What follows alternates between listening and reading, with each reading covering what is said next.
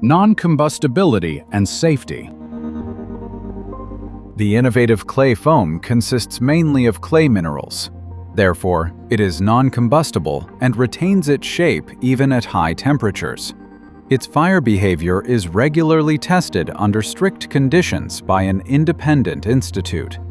During the SBI test, the material is exposed to a flame, and the flue gas density and heat development are measured. Rated with the classification A2-S1D0, clay foam offers maximum safety. It doesn't burn, emit harmful gases or smoke, and doesn't show any dripping.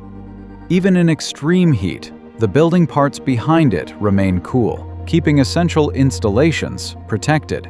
Consequently, clay foam provides an excellent level of fire protection and can also be used in sensitive areas, such as public buildings with strict regulations.